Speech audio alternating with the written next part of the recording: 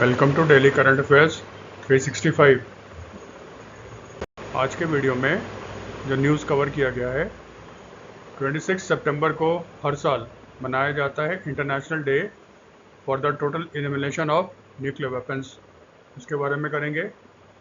MiG-21 जो एक समय इंडियन एयरफोर्स का मेन विमान हुआ करता था, फाइटर जेट्स, 26 सितंबर को वो फाइनली इंडियन एयरफोर्स से रिटायर हो गया है। इसकी सेरेमनी हुई थी चंडीगढ़ में, उसके बारे में डिस्कस करेंगे। MiG-21 को रिप्लेस करेगा तेजस, LCA तेजस।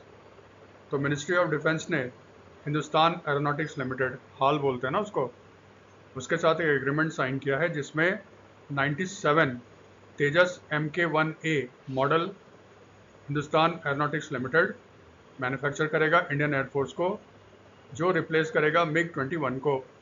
फिर प्राइम मिनिस्टर गए हुए थे राजस्थान, बहुत सारे स्कीम्स का उन्होंने उद्घाटन किया, फाउंडेशन स्टोन रखा। एक था अश्विनी कंपनी की Mahi Banswara Rajasthan atomic power project. फिर Ramjal Setu link project, PM Kusum project, ये सारे गवर्नमेंट के स्कीम्स हैं, इसके बारे में हम लोग करेंगे। फिर गवर्नमेंट ऑफ इंडिया के जो मेन फ्लैगशिप कैंपेन है मेक इन इंडिया, उसके 11 ईयर्स पूरे हो गए। भारत में दूसरा WHO global summit on traditional medicine दिसंबर 2025 में होगा, पहला 2023 में हुआ था। जो सेकंड कॉन्फ्रेंस है सेंट्रल और स्टेट स्टैटिस्टिकल ऑर्गेनाइजेशन का, ये आपका न्यू दिल्ली में हुआ था।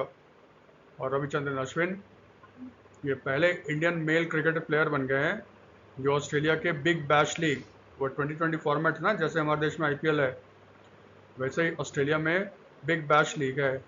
रविचंद्रन अश्विन पहले मेल इंडियन क्रिकेटर होंगे जो बिग बैश लीग में खेलेंगे, और इन्होंने कॉन्ट्रैक्ट साइन किया है सिडनी थंडर के साथ। ये सारा चीज़ हम लोग डिस्कस करते हैं। चलिए, डेज है 26 सितंबर को मनाया जाता है international day for the total elimination of the nuclear weapon. ये यूनाइटेड नेशंस ने निकाला है, ये है, ये देखो है क्या। पहले तो वही किस दिन मनाया जाता है international day for the total elimination of nuclear weapons, 26 सितंबर 2014 को, ठीक है। नाम से ही लगता है इसका मेन मकसद क्या है, दुनिया से न्यूक्लियर वेपन्स, परमाणु शस्त्र को ख़त्म करना, ठीक है। थोड़ा सा इसके बारे में जान लो। जो न्यूक्लियर वेपन्स होता है, ऐसे भी लिखते हैं ना इसको, एन का मतलब होता है न्यूक्लियर वेपन, परमाणु शस्त्र। ये बेसिकली आपका साइंस है न्यूक्लियर फिजन का, विखंडन, है ना। तो जब किसी एक एटम पे, जो इनरिच्ड एटम है, उस पर अगर एक न्यूट्रॉन को बम्बार्ड किया जाता है तो फिर ये दो टुकड़ों में बट जाता है और ये रिलीज करता है एनर्जी और हीट। अगर इस एनर्जी को काबू कर लिया तो फिर इससे आप इलेक्ट्रिसिटी बना सकते हैं, उसको कहते हैं कंट्रोल्ड चेन रिएक्शन। अगर ये अनकंट्रोल्ड है तो फिर ये बम बन जाता है। Nuclear weapon nuclear fission technology पे आपका बेस्ड है, न्यूक्लियर साइंस के इस पे बेस्ड है। आप सुनते हो हाइड्रोजन बॉम्ब जो है ना, वो फ्यूजन के टेक्नोलॉजी पे बेस्ड है। फ्यूजन का मतलब होता है दो एटम को ना यहाँ पे कंबाइन करते हैं, दो हाइड्रोजन एटम को कंबाइन करोगे, हीलियम बनेगा, उससे एनर्जी हीट पैदा होता है, उसको हम लोग हाइड्रोजन बॉम्ब बोलते हैं। तो अभी हम लोग हाइड्रोजन बॉम्ब के बारे में बात नहीं कर रहे हैं, उसको थर्मो न्यूक्लियर भी बोलते हैं हाइड्रोजन बॉम्ब को। हम लोग न्यूक्लियर वेपन की बात कर रहे हैं। ये आपका फिजन के सिद्धांत पे आधारित है। कुछ एटम्स ऐसे होते हैं जिसको कहा जाता है फिजाइल। फिजाइल का मतलब जो दो टुकड़ों में बट जाएगा अगर उस पर एक चार्ज न्यूट्रॉन मारा जाए, ठीक है। तो फिर ये जो फिजाइल मटेरियल है, बेसिकली अभी व्यापक रूप से तीन का इस्तेमाल होता है। एक है यूनिरिच्ड यूरेनियम 233, इनरिच्ड यूरेनियम 235 और फिर प्लूटोनियम 239, PU-239, इसका यूज़ किया जाता है। तो फिर थोड़ा सा स्टैटिक वाला पोर्शन, वो पहला साइंटिस्ट कौन था, जिसने पहली बार एटम को स्प्लिट किया था, फिजन किया था, डेमोन्स्ट्रेट किया था लैब में, वो एक जर्मन साइंटिस्ट थे, इनका नाम था ऑटो हैन। इन्होंने पहली बार एटम को ब्रेक किया, प्रूव किया एटम को तोड़ा जा सकता है। इसके लिए इनको father of the nuclear chemistry भी बोला जाता है, और इसके लिए उनको नोबेल प्राइज़ मिला था केमिस्ट्री में इन 1944। ठीक है। फिर र्यूमर आना शुरू हुआ। हम लोग सेकेंड वर्ल्ड वॉर के टाइम पे हैं, 40s में है, 1940s में। हिटलर एक सुपर वेपन बना रहा है। बहुत लोगों को लगा हिटलर न्यूक्लियर वेपन बना रहा है। हिटलर को रोकने के लिए अमेरिका, जो कि सेकेंड वर्ल्ड वॉर में शामिल हो चुका था, उसने स्टार्ट किया एक प्रोजेक्ट मैनहट्टन। इसमें अमेरिका के साइंटिस्ट थे, आपके ब्रिटेन के साइंटिस्ट थे, जर्मनी से भागे हुए बहुत सारे साइंटिस्ट थे। और प्रोजेक्ट मैनहट्टन, उसके लीडर थे रॉबर्ट ओपेनहाइमर। ये देखो मूवी भी आया है Robert Oppenheimer. Robert Oppenheimer project Manhattan के डायरेक्टर थे। ठीक है। इनके अंदर आपका एटम बम बना, जिसको अमेरिका में टेस्ट भी किया गया था, ट्रिनिटी बोलते थे उसको। उसके बाद वॉर में आज तक एक ही देश ने एटम बम का यूज़ किया है, वो देश है आपका अमेरिका, और उसने इसका इस्तेमाल किया था जापान पे। आप जानते हो 6 अगस्त 1945 को अमेरिकन एयरफोर्स ने एक बॉम्ब गिराया जिसका नाम था लिटिल बॉय, और ये गिरा था आपका हिरोशिमा में। लिटिल बॉय बॉम्ब जो था वो यूज़ कर रहा था इनरिच्ड यूरेनियम को। फिर 3 दिन के बाद 9 अगस्त 1945 को जापानीज शहर नागासाकी में एक दूसरा बॉम्ब गिराया गया, उसका नाम था फैटमैन। फैटमैन में जो फिजाइल मटेरियल यूज़ किया गया था वो आपका प्लूटोनियम था, Pu-239। ठीक है। तो अभी तक 2 ही बम गिरे हैं वर्ल्ड में, दोनों जापान पे 45 में। 6 अगस्त को हिरोशिमा में बॉम्ब का नाम था लिटिल बॉय, स्टैटिक के लिए ये सब चीज़, ये यूरेनियम था, यूज़ किया था इसने।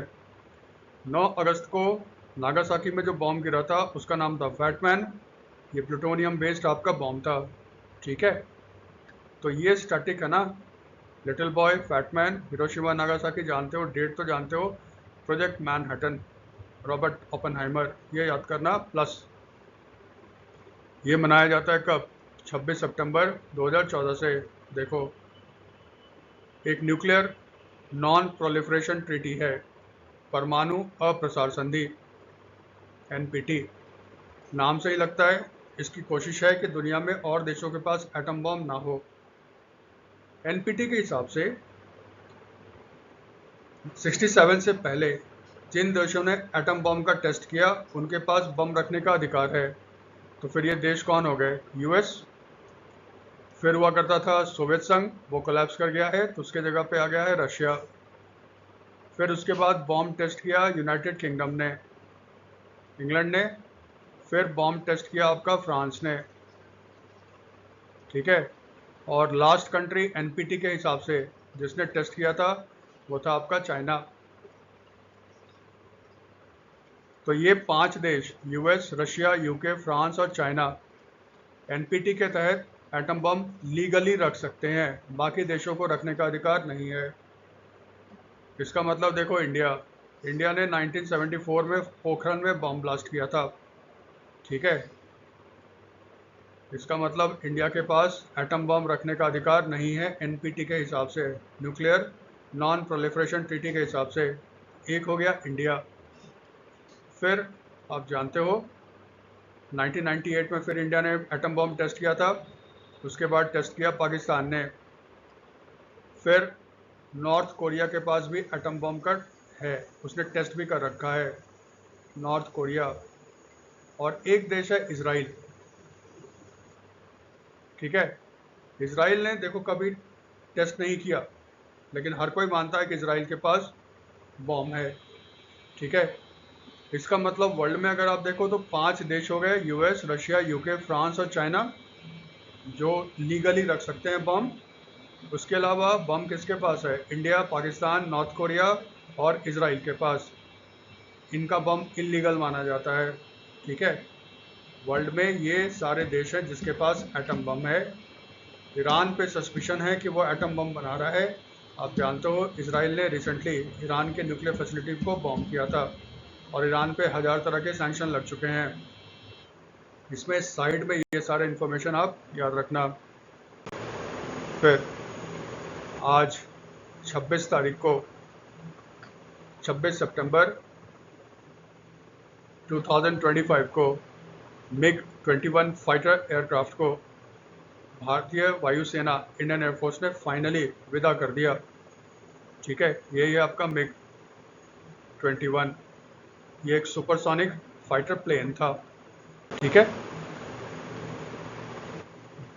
ये भारत ने खरीदा था सोवियत संघ से और ये भारत में पहली बार शामिल हुआ था 1963 में। तो चंडीगढ़ जो बेस है इंडियन एयरफोर्स का, वहाँ पे 1963 में मिग 21 का पहला स्क्वाड्रन कमीशन किया गया था। ये विधिवत भारतीय सेना में वायुसेना में शामिल हुई थी। और देखो, जो रिटायरमेंट सेरेमनी भी है ना, वो आपका चंडीगढ़ एयर बेस पर भी हुआ था आज के दिन 26 सितंबर को। इसका मतलब लगभग 62 साल के सर्विस के बाद मिग 21 को इंडियन एयरफोर्स से रिटायर कर दिया गया है। ये जो सेरेमनी हुआ था चंडीगढ़ एयरफोर्स बेस पे, उसके मुख्य अतिथि कौन थे? Defence minister Rajnath Singh, chief of defence staff Anil Chauhan भी थे, आर्मी के चीफ जनरल भूपेंद्र द्विवेदी भी थे और नेवी के चीफ दिनेश त्रिपाठी भी आपके उपस्थित थे। तो फिर जो एयरफोर्स के चीफ थे, एयर मार्शल अमरप्रीत सिंह कहाँ थे? एक्चुअली ना 6 प्लेन, जैसे फ्लाई पास्ट होता है ना, 6 प्लेन थे जिसको फ्लाई पास्ट के लिए चुना गया। उसमें एक विमेन भी थी, इनका नाम है स्क्वाड्रन लीडर प्रिया शर्मा। ये थोड़ा ध्यान रखना प्रिया शर्मा का। ठीक है, ये एकमात्र महिला थी जो 6 में से एक प्लेन उड़ा रही थी। और जो अंतिम प्लेन उड़ा था फ्लाई पास्ट के लिए, वो खुद इंडियन एयरफोर्स के chief air marshal Amarpreet Singh उड़ा रहे थे। ठीक है, तो अंतिम कह लो यही ने उड़ाया था और बादल 3 का फॉर्मेशन उन्होंने किया था हवा में। ठीक है, ये याद रखना है मिग 21 में। मिग 21 बहुत पुराना हो गया था और जब ये भारत में शामिल हुआ था उस समय one of the most advanced fighter plane था ये। 1965 के वॉर, 1971 के वॉर, फिर 1989 का करगिल वॉर जो हुआ था, सभी में मिग ने पार्टिसिपेट किया था। और याद रखना, जब बालाकोट में स्ट्राइक हुआ था, जो बालाकोट में इंडियन एयरफोर्स ने स्ट्राइक किया था, उसमें अभिनंदन वो मिग 21 को ही उड़ा रहे थे। मिग 21 पहला ऐसा एयरक्राफ्ट था जिसने F-16 को मार गिराया था। वो लोग मानते नहीं थे शुरू में, बाद में उन्होंने मान लिया। तो ये रिकॉर्ड है मिग 21 के पास। ठीक है, मिग 21 को फाइनली भारत से विदा कर दिया गया। मिग का मतलब देखो क्या होता है। M stands for Mikoyan, I stands for Gurevich. ये दोनों रशियन इंजीनियर्स थे जिन्होंने इस प्लेन को डिज़ाइन किया था, इसलिए इस प्लेन का नाम ही रख दिया गया मिकोयन गुरेविच। तो फिर आई क्या है? रशिया में ना आई का मतलब होता है एंड। ठीक है, तो इसका मतलब हो गया मिकोयन एंड गुरेविच।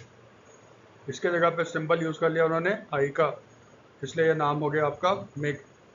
अभी भी भारत के पास मिग 29 एयरक्राफ्ट हैं।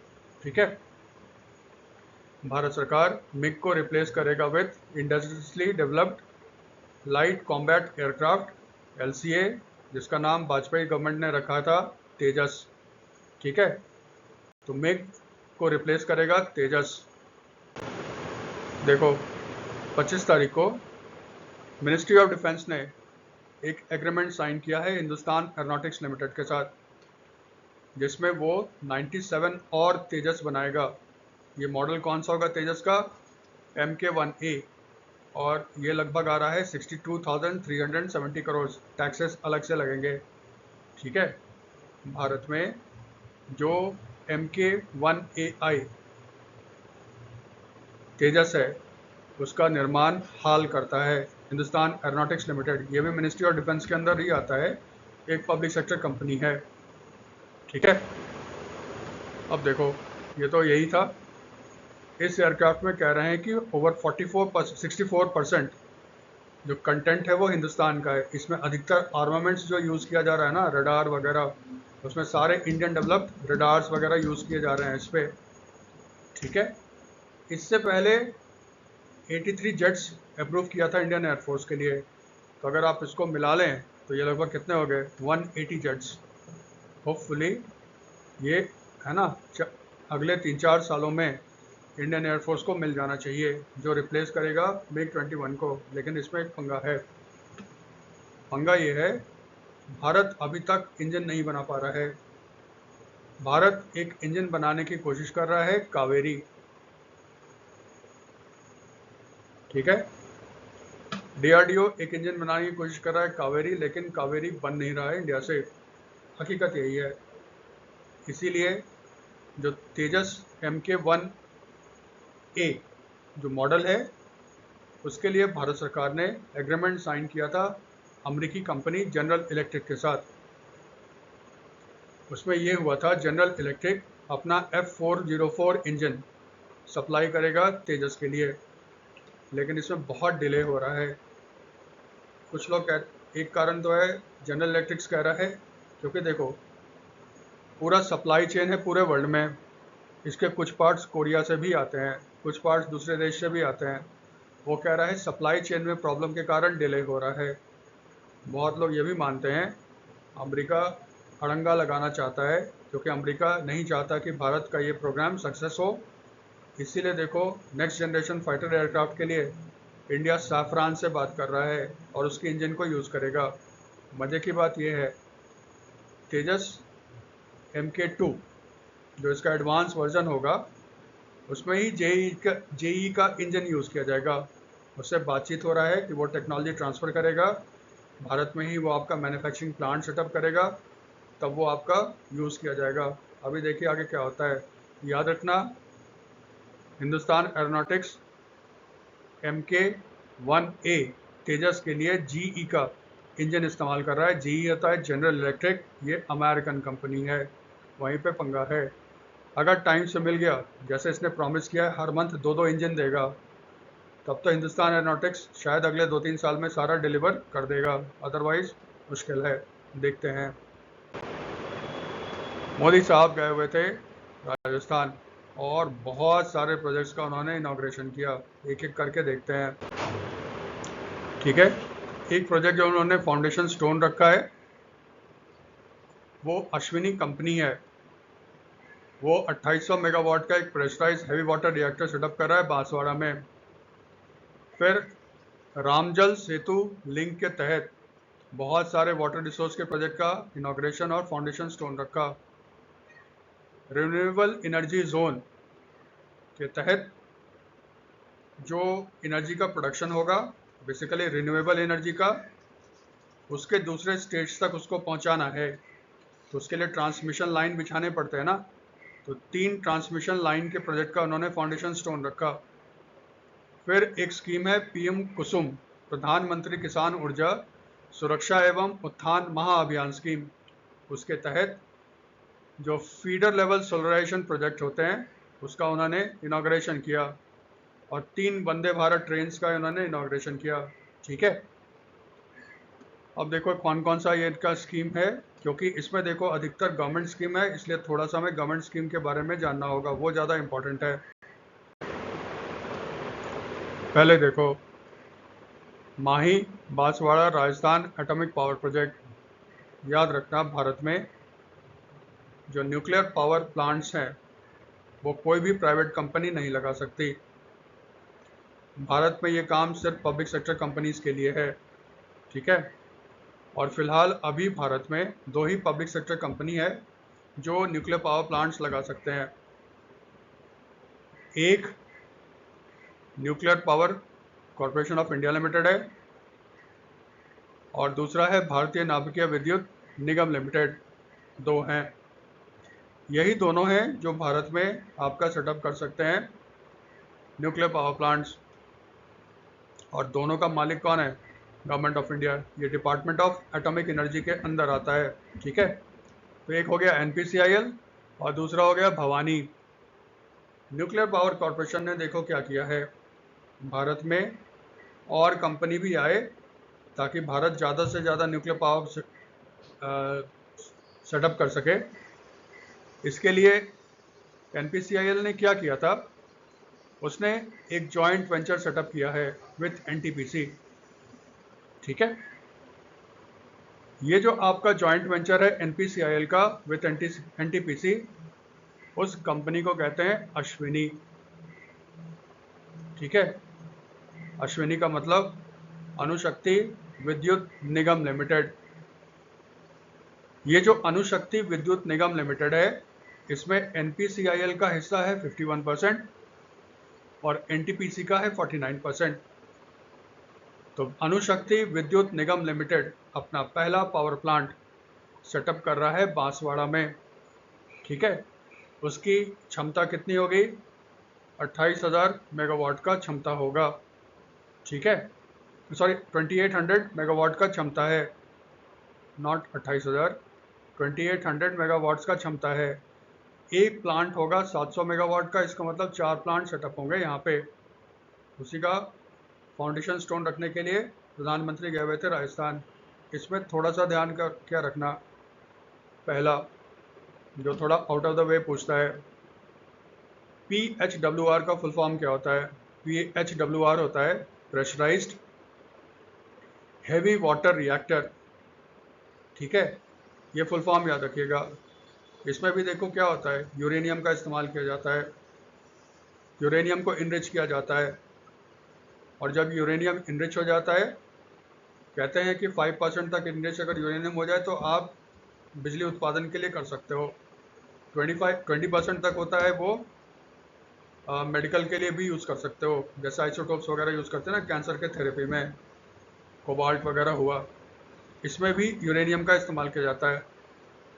लेकिन ना यहाँ पे क्या होता है, न्यूट्रॉन के स्पीड को थोड़ा कंट्रोल किया जाता है, तभी तो कंट्रोल्ड रिएक्शंस होंगे, तभी तो आप बिजली का उत्पादन कर सकते हो।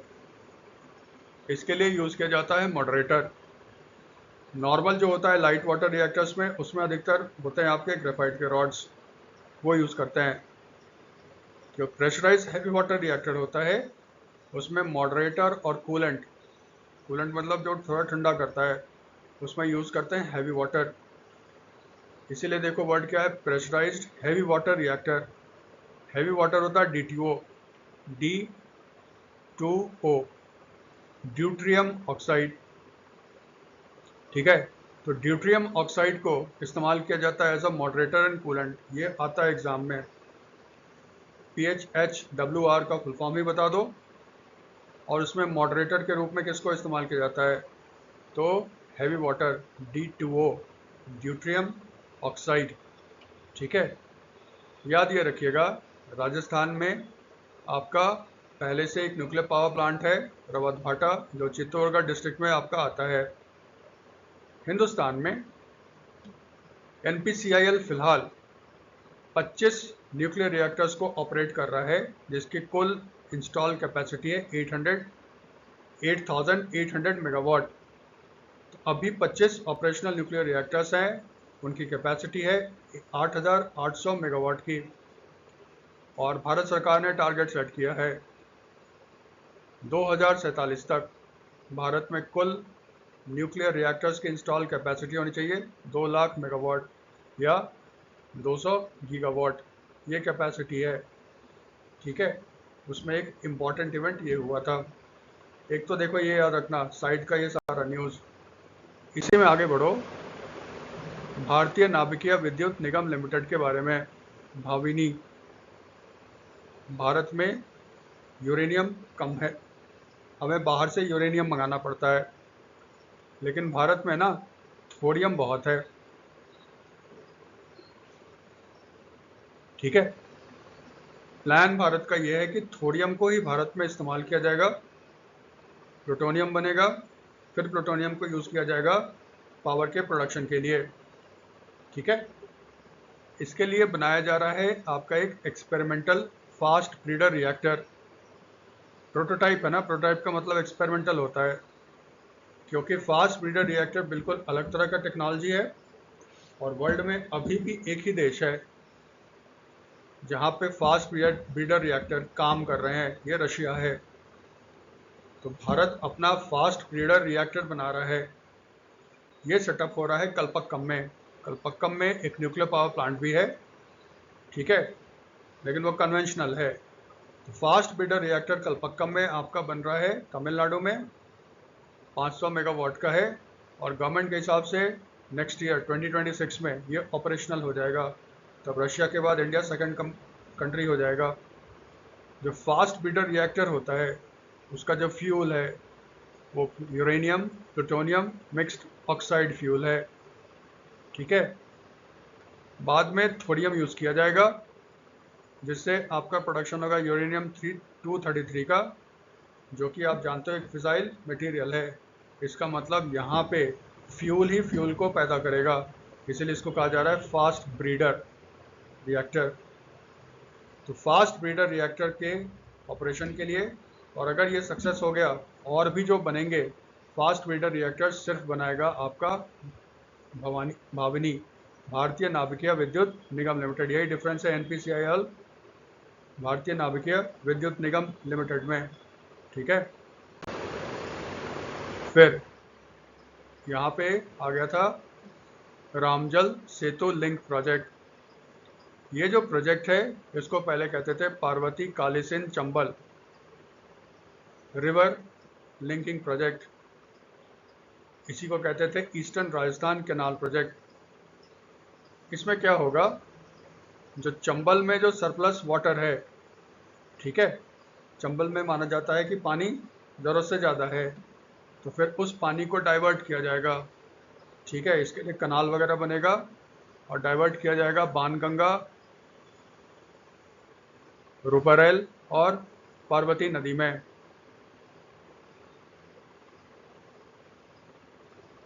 ठीक है। ये पार्वती नदी में उसको डाइवर्ट किया जाएगा। इस प्रोजेक्ट का नाम रखा गया था ईस्टर्न राजस्थान कैनाल प्रोजेक्ट।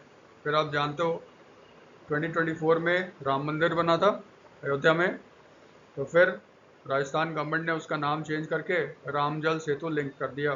तो पहले ये जाना जाता था ईस्टर्न राजस्थान कैनाल प्रोजेक्ट के नाम से, अब इसको जाना जाता है रामजल सेतु लिंक प्रोजेक्ट से। इसमें देखो 2 स्टेट गवर्नमेंट इन्वॉल्व है, Madhya Pradesh Rajasthan plus central government. 13 districts हैं राजस्थान और मध्य प्रदेश के, जिसमें पीने का पानी और इंडस्ट्रियल यूज़ के लिए भी वाटर को सप्लाई किया जाएगा रामजल सेतु लिंक से।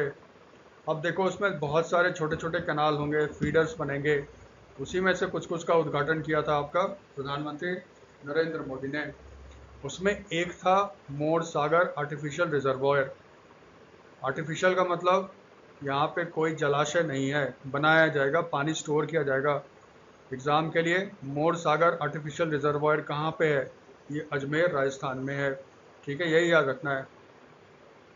दूसरा याद रखना, इंटरलिंकिंग ऑफ रिवर प्रोजेक्ट, ये वाजपेयी साहब के समय शुरू हुआ था, जिसमें कुछ हिमालयन रिवर्स को आइडेंटिफाई किया गया था, उसको लिंक किया जाएगा ताकि जो नदी में ज़्यादा पानी है वहाँ से सप्लाई किया जाएगा उन नदी को जहाँ पे पानी की कमी है। इससे बाढ़ की समस्या भी हल होगी और जहाँ पे पानी की समस्या है वहाँ पे पानी की समस्या भी दूर होगी। लेकिन ये इन्वायरमेंटल क्लियरेंस और बहुत सारे इसमें पछड़े हैं। आप ये याद रखना, भारत का जो पहला इंटरलिंकिंग रिवर प्रोजेक्ट है वो है केन बेतवा प्रोजेक्ट। केन और बेतवा, इसमें से केन का जो पानी है वो ट्रांसफ़र किया जाएगा बेतवा। 2 स्टेट इसमें इन्वॉल्व हैं केन बेतवा प्रोजेक्ट में, MP और उत्तर प्रदेश, और plus central government. Central government तो देखो 2 स्टेट में आएगा ही आएगा। तो भारत का पहला इंटरलिंकिंग रिवर प्रोजेक्ट है केन बेतवा, जिसमें केन से आपका सरप्लस ट्रांसफ़र होगा बेतवा में, ठीक है। और इसमें मध्य प्रदेश और उत्तर प्रदेश शामिल है। और दूसरा आपका हो गया रामजल सेतु लिंक प्रोजेक्ट, ठीक है। मोदी साहब ने 3 पावर ट्रांसमिशन लाइंस का उद्घाटन किया। एक ट्रांसमिशन लाइन है जो राजस्थान में बेवार से मध्य प्रदेश के मंदसौर में जाएगा। दूसरा जो है राजस्थान के सिरोही से मंदसौर, फिर उसको खंडवा मध्य प्रदेश तक लाया जाएगा। और तीसरा है जो बीकानेर राजस्थान से सिवानी एंड फतेहाबाद हरियाणा में और फिर आगे खींचकर पतरान पंजाब तक खींचा जाएगा। ये देखो है क्या, भारत सरकार चाहता है रिन्यूएबल एनर्जी को प्रमोट करना। रिन्यूएबल एनर्जी का मतलब होता है वो सोर्स ऑफ एनर्जी जिसको हम बार बार यूज़ कर सकते हैं, जैसे solar, wind, hydel, geothermal, tidal. ये सारे एनर्जी क्या है, इसको हम बार बार इस्तेमाल कर सकते हैं, ये कभी ख़त्म नहीं होगा। जबकि फॉसिल फ्यूल बेस्ड कोयला हो गया, पेट्रोलियम हो गया, नेचुरल गैस हो गया, ये एक ना एक दिन आपका ख़त्म हो जाएगा और पोल्यूशन भी ज़बरदस्त करता है ना। इसीलिए गवर्नमेंट ऑफ इंडिया ने क्या किया है, उसने एक टारगेट सेट किया है।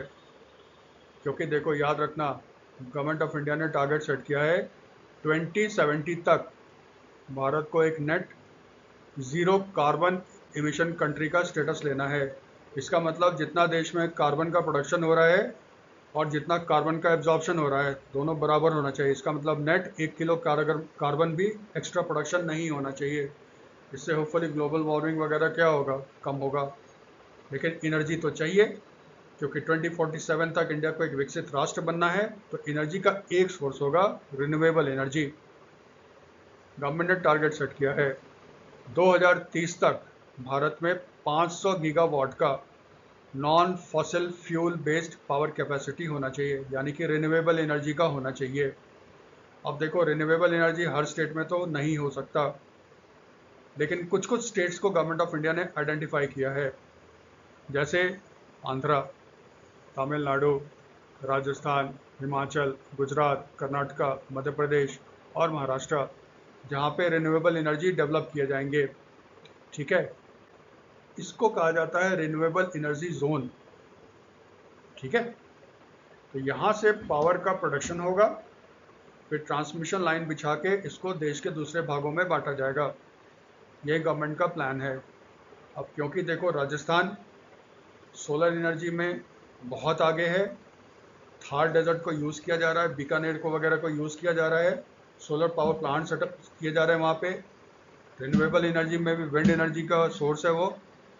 इसीलिए राजस्थान से 3 ट्रांसमिशन लाइन बिछाए जाएंगे जो उसके नेबरिंग स्टेट्स मध्य प्रदेश से हरियाणा, पंजाब तक लाया जाएगा। यही कंसेप्ट है रिन्यूएबल एनर्जी जोन का, और यही कंसेप्ट है आपका ट्रांसमिशन प्रोजेक्ट का, जिसका मोदी साहब ने फाउंडेशन स्टोन और इनाग्रेशन किया है। ठीक है, फिर मोदी साहब ने पीएम कुसुम के तहत भी आपके कुछ प्रोजेक्ट्स को इनाग्रेट किया। ठीक है, ये देखो है क्या, पीएम कुसुम होता है प्रधानमंत्री किसान ऊर्जा सुरक्षा एवं उत्थान महाअभियान, फुल फॉर्म एक हो गया।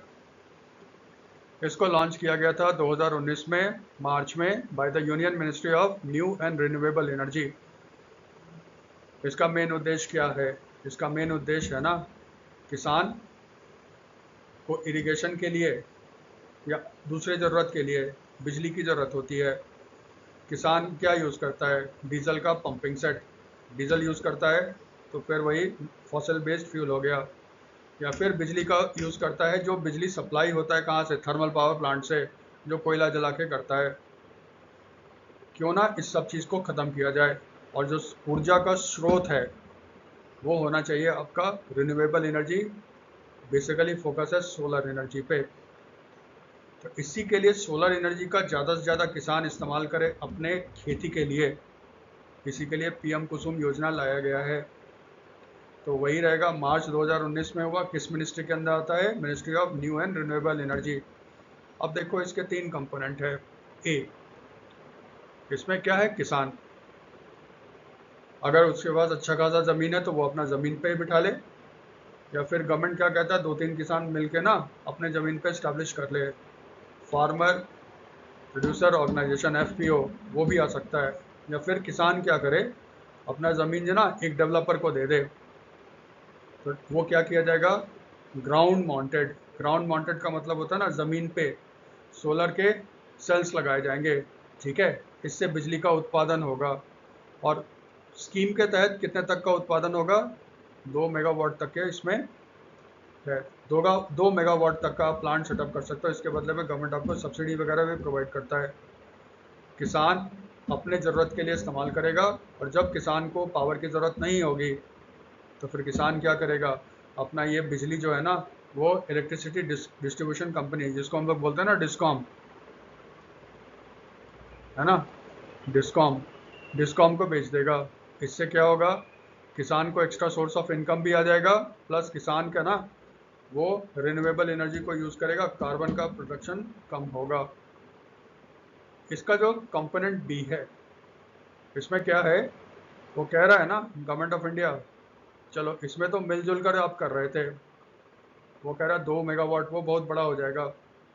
वो कहता है कि उतना मत करो, एक स्कीम ये है, आप सिर्फ अपने ज़रूरत के लिए, ठीक है, किसके लिए, पंप के लिए। तो जो सोलर सॉरी जो आपका पंप है ना, बट उसको चलाने के लिए आप एक छोटा सा सोलर पावर एक प्लांट लगा दो, ठीक है। जब आप इसको लगाओगे तो गवर्नमेंट ऑफ इंडिया ना इसमें आपको 30% तक का सब्सिडी प्रोवाइड करेगा, जो खर्चा आएगा।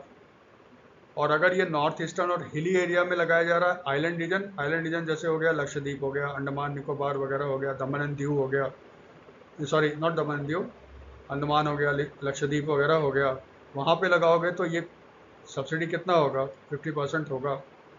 और तीसरा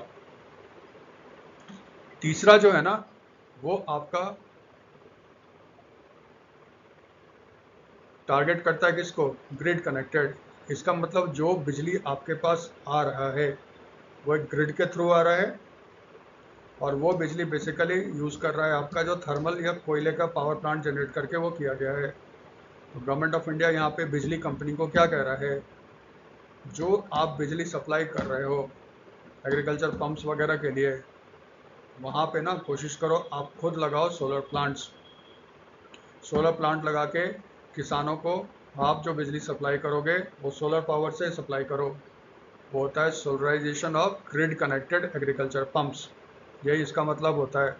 तो ये जो थर्ड वाला पार्ट है ना, इसी का उद्घाटन किया था आपका नरेंद्र मोदी साहब ने राजस्थान में।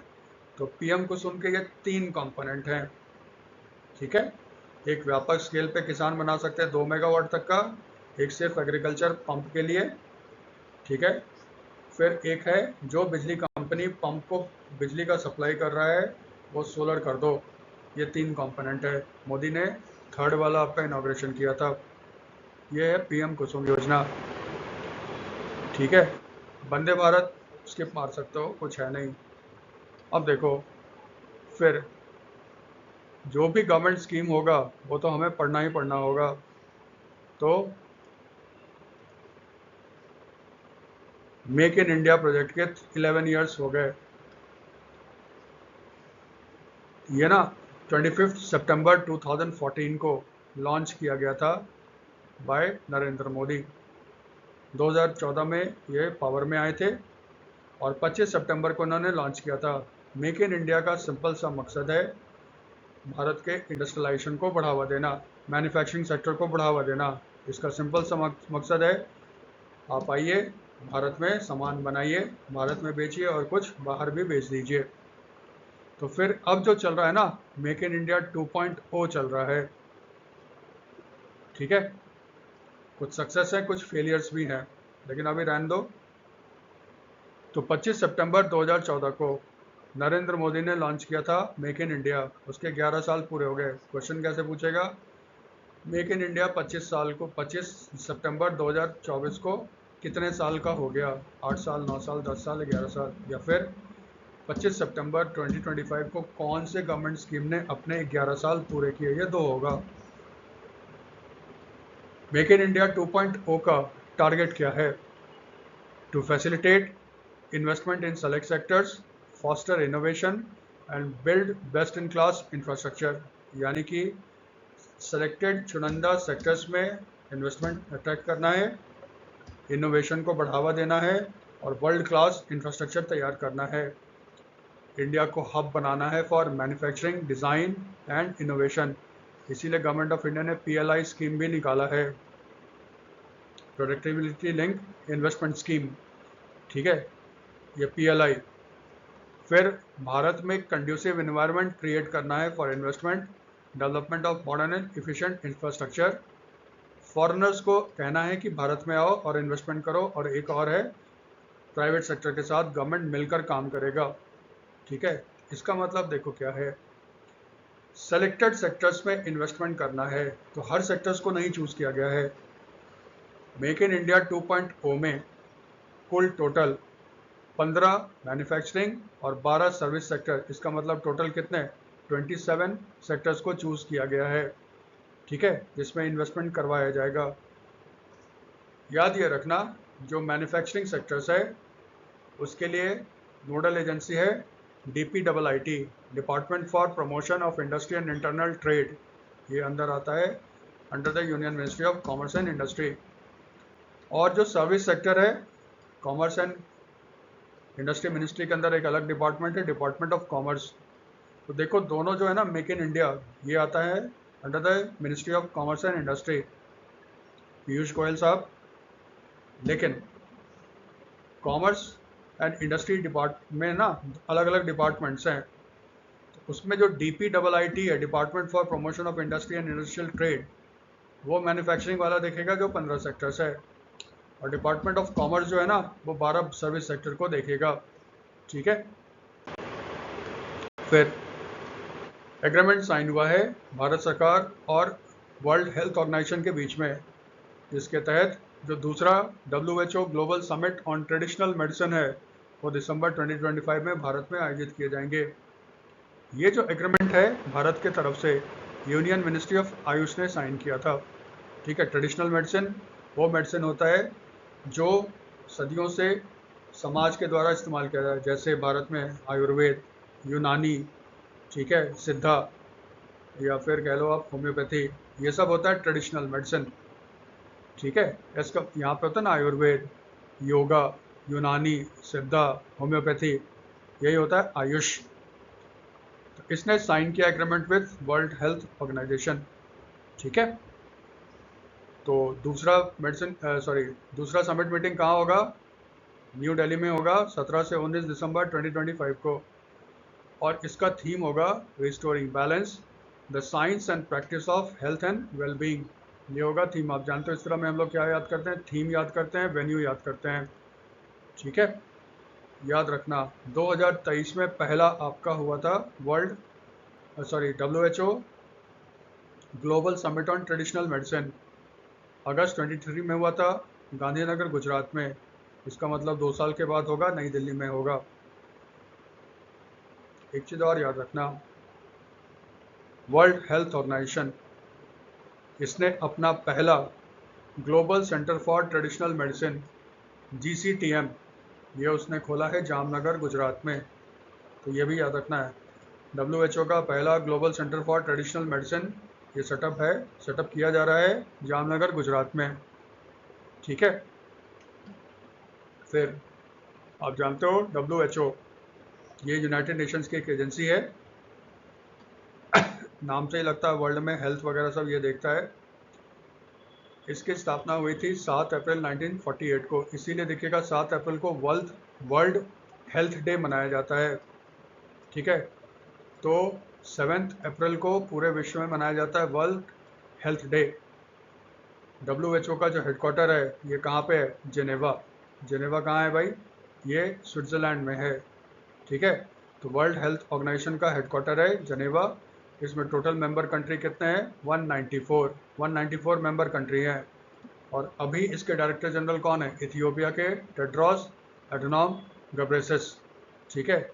तो 2023 में भी देखो गब्रेसस साहब भारत आए थे, मोदी साहब ने उसका इनाग्रेशन किया, और अगर सब चीज़ ठीक ठाक रहा तो देखना 25 के भी इनाग्रेशन में गब्रेसस साहब आएंगे और मोदी साहब उसका उद्घाटन करेंगे, ये हमारे काम का है इसमें। फिर प्रधानमंत्री मोदी ने इनाग्रेट किया 4th वर्ल्ड फूड इंडिया, ये हुआ था कहाँ पे, नई दिल्ली में, ठीक है। इसका देखो थीम क्या है, प्रोसेसिंग फॉर प्रॉस्पेरिटी, हमेशा याद रखना पहले दूसरे तीसरे चौथे सभी में एक ही थीम रहता है, प्रोसेसिंग फॉर प्रॉस्पेरिटी, ठीक है, हमेशा याद रखना। तो फिर पढ़ने का तरीका ये चल रहा है आपका 25 से 28 सितंबर भारत मंडपम न्यू दिल्ली में। तो 25 को देखो शुरू हो गया था ये, ठीक है। इसका इनॉग्रेशन किसने किया? मोदी साहब ने किया। ऑर्गेनाइजर कौन है? Union ministry of food processing industry, Chirag Paswan है ना मिनिस्टर। तो इनॉग्रेशन किया नरेंद्र मोदी साहब ने, चिराग पासवान भी वहाँ पे उपस्थित थे। थीम हमेशा याद रखना, अभी तक जो चारों वर्ल्ड फूड इंडिया हुए हैं सब में थीम एक ही है, प्रोसेसिंग फॉर प्रोस्पेरिटी। इस बार पार्टनर कंट्रीज कौन है? न्यूजीलैंड और है सऊदी अरेबिया। फोकस कंट्री कौन है? जापान, रशिया, वियतनाम और यूनाइटेड अरब अमीरात। पार्टनर स्टेट्स कौन है? आंध्रा, उत्तर प्रदेश, गुजरात, मणिपुर और पंजाब। टोटल कितने कंट्री इसमें एग्जीबिशन लगा रहे हैं? 21 कंट्री। उद्देश्य क्या है? भारत को एज अ हब प्रस्तुत करना for food processing and food supply industry. आप जानते हो भारत वर्ल्ड में फूड प्रोडक्शन में बहुत आगे है, ठीक है, लेकिन दुनिया में चाइना के बाद नंबर 2 है। लेकिन गवर्नमेंट ऑफ इंडिया चाहता है ना सिर्फ प्रोडक्शन ना हो, फूड प्रोसेसिंग। फूड प्रोसेसिंग का मतलब जो वैल्यू एडेड प्रोडक्ट्स होते हैं, जैसे गेहूँ, सिर्फ गेहूँ होगा आटा से ज़्यादा तो उसमें ज़्यादा पैसे नहीं आते। लेकिन अगर उसी आटे का आप केक बना देते हो, उसी आटे का रोटी बना के बेचते हो, बन बना के बेचते हो, ये फूड प्रोसेसिंग कहलाता है। अगर ये हम लोग करना शुरू कर दें तो फिर उसमें ज़बरदस्त आपका किसानों को फ़ायदा होगा, इकॉनमी को भी होगा। फूड प्रोसेसिंग इंडस्ट्री में इन्वेस्टमेंट चाहिए, टेक्नोलॉजी चाहिए। फूड इंडिया का एक मकसद ये भी है कि बाहर वाले आएँ, भारत के पोटेंशियल्स देखें, इंडिया में इन्वेस्टमेंट करें, इंडियन कंपनी उनके साथ एग्रीमेंट करे ताकि वो लोग भी भारत में इंडस्ट्री लगाएं। पहला फूड इंडिया जो हुआ था वो 2017 में हुआ था, सब न्यू दिल्ली में ही होता है। दूसरा हुआ था 2023 में और तीसरा हुआ था 2024 में, तीनों आपके न्यू दिल्ली में हुए थे। वर्ल्ड फूड इंडिया के साथ साथ अब ग्लोबल फूड रेगुलेटर समिट भी साथ साथ होता है। पहले वाले में नहीं हुआ था, लेकिन दूसरे, तीसरे और चौथे में साथ साथ ग्लोबल फूड रेगुलेटर समिट होता है। इसका मतलब third global food regulator summit भी वर्ल्ड फूड इंडिया के साथ साथ आपका दिल्ली में हो रहा है। इसको ऑर्गेनाइज कौन करता है? आपने नाम सुना होगा, FSSAI, ठीक है। FSSAI क्या होता है? Food safety and standard authority of India, ठीक है, ये उसको ऑर्गेनाइज करता है। फिर एक छोटा सा न्यूज़ है, 29 conference of central and state statistical organisation, ठीक है, ज़्यादा नहीं करना है इसमें। ये हुआ कहाँ था? चंडीगढ़ में। ऑर्गेनाइज किसने किया? Union ministry of statistics and programme implementation. इसका इनॉग्रेशन किसने किया? हरियाणा के CM नायब सिंह सैनी ने। और पिछले वीडियो में आपने देखा था नायब सिंह सैनी ने आपका एक स्कीम लॉन्च किया है, दीनदयाल लाडो लक्ष्मी योजना। ये 25 तारीख के वीडियो में है डिटेल में। तो फिर स्टैटिस्टिकल कॉन्फ्रेंस का थीम क्या है? Strengthening local level governance. इससे ज़्यादा इसमें कुछ नहीं करना है। फिर स्पोर्ट्स से रविचंद्रन अश्विन, आप सब लोग जानते हो इंडिया के ऑफ स्पिनर थे। ये हाल में ही आपके रिटायर हो गए और ये IPL से भी रिटायर हो गए हैं। इन्होंने कॉन्ट्रैक्ट साइन किया है सिडनी थंडर, जिसके कैप्टन कौन है? David Warner. ये भी ऑस्ट्रेलिया से रिटायर हो गया ना। तो रविचंद्रन अश्विन खेलेंगे सिडनी थंडर के लिए, किसमें? BBL क्या होता है? बिग बैश लीग, ठीक है। जैसे इंडिया में T20 का फ्रेंचाइजी लीग है आपका, जिसको IPL कहते हैं, इस तरह पूरे वर्ल्ड में लगभग हर कंट्री ने अपना स्टार्ट किया है। ऑस्ट्रेलिया में इसको कहते हैं बिग बैश लीग। ये देखो हम लोग क्यों कह रहे हैं, पहला मेल इंडियन क्रिकेटर जो BBL में खेलेगा। BCCI उसने एक स्ट्रिक्ट रूल बना रखा है, अगर कोई खिलाड़ी भारत के लिए खेल रहा है और अगर वो IPL में खेल रहा है तो वर्ल्ड के किसी भी 2020 लीग में नहीं खेलेगा। इसीलिए देखो विराट कोहली वगैरह सब कहीं नहीं खेलते। लेकिन अब क्योंकि अश्विन इंडियन क्रिकेट से भी संन्यास ले चुके हैं और आईपीएल से भी संन्यास ले चुके हैं, इसलिए अश्विन अब खेल सकते हैं। और इसीलिए अश्विन पहले भारतीय मेल प्लेयर हुए। ठीक है, देखो विमेन प्लेयर खेलती है, हरमनप्रीत कौर वगैरह सब खेलती हैं बीबीएल, जो विमेन वाला वर्जन है। लेकिन मेल में पहला खिलाड़ी कौन है? रविचंद्रन अश्विन। इससे पहले भी एक प्लेयर हैं उन्मुक्त चांद, अंडर 19 के कैप्टन भी रह चुके हैं भारत के, अब अमेरिकन सिटीजन है, वो भी खेल चुके हैं बीबीएल में। लेकिन ना तो उसको कोई भारतीय टीम में कभी शामिल किया गया, सॉरी उनको भारतीय टीम में नहीं है, और अमेरिकन सिटीजन भी हैं वो, इसलिए उनको काउंट नहीं करेंगे। तो पहले कौन हो गए? रविचंद्रन अश्विन। और आप जानते हो रविचंद्रन अश्विन रिटायर हो चुके हैं, ये उनका रिकॉर्ड वगैरह है। ठीक है, आज के वीडियो में इतना था। अगर वीडियो में और कुछ इम्प्रूवमेंट चाहते हो तो कमेंट करो और इसको थोड़ा शेयर भी करो। ठीक है, थैंक यू।